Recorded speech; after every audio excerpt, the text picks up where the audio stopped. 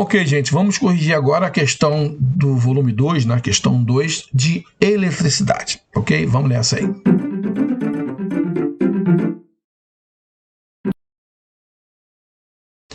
Ok, curso A preparatório de eletrônica para concursos, o professor Humberto Amaral.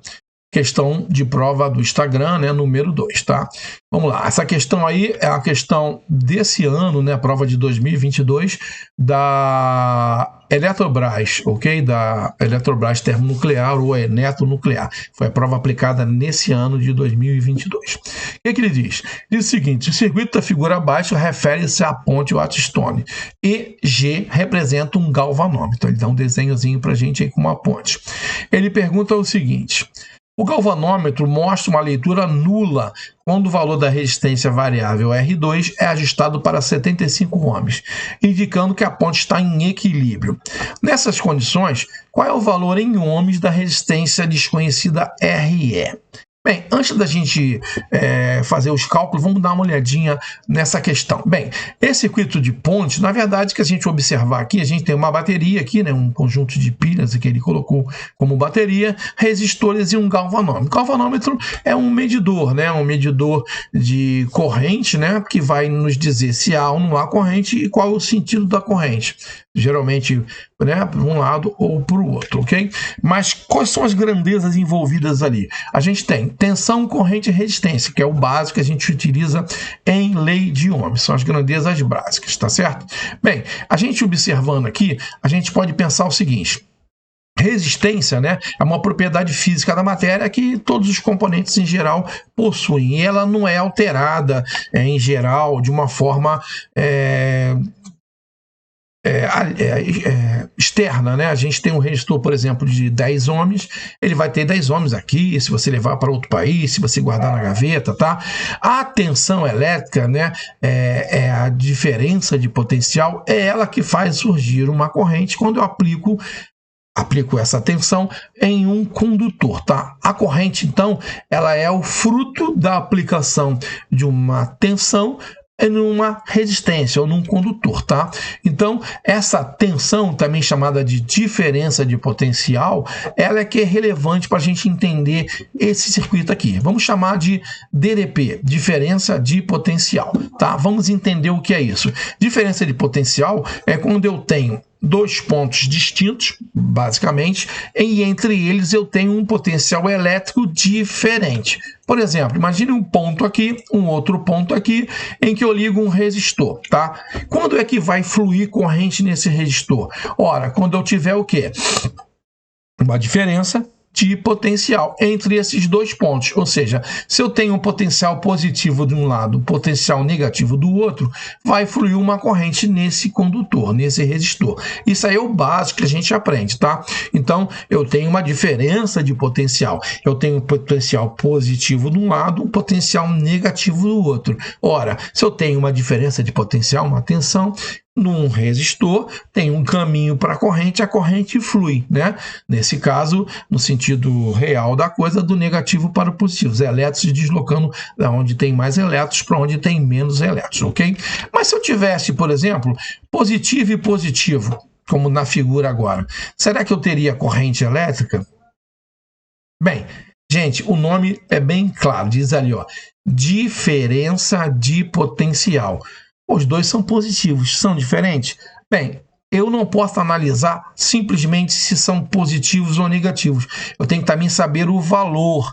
Ou seja, se eu tiver os dois pontos ali, ó, positivos, ou mesmo os dois pontos negativos, eu posso ter corrente sim, desde que eles tenham valores diferentes. Por exemplo, se um for mais 10 e o outro for mais 15, eles são diferentes. Os dois são positivos, mas são diferentes. Um é 10, outro é 15. Se um for menos 7, o outro for menos 18, eles são os dois negativos, mas são diferentes, porque um é 7, outro é 18. Então, o termo diferença de potencial não diz respeito somente a ser positivo e negativo. Diz principalmente a serem diferentes. Então, eu posso ter dois pontos positivos ou dois pontos negativos e ter corrente? Sim, desde que eles tenham alguma diferença. Como a polaridade é a mesma, obviamente a diferença tem que estar no valor. Então, se eu tiver mais 20 e mais 20, aí não tem corrente. Os dois têm a mesma polaridade e os dois têm o mesmo valor, tá? Então, se um for mais 15 e menos 15, aí é óbvio, mais e menos eu sempre vou ter corrente, tá? Então, partindo desse princípio, vamos observar o nosso circuito aqui, ó. O que eu tenho aqui? Vamos tirar eu tenho um ponto onde o galvanômetro está ligado, o outro ponto. Se a gente tirar esse galvanômetro daqui, observe, o que eu tenho nesse circuito? Nesse circuito eu tenho simplesmente uma bateria, esse braço eu tenho 2 resistores e nesse outro braço eu tenho outros 2 resistores. Então, se a gente analisar friamente, eu tenho um circuito ali misto, ou seja, num braço 2 resistores em série e no outro braço 2 resistores em série, sendo que os 2 braços estão em paralelo.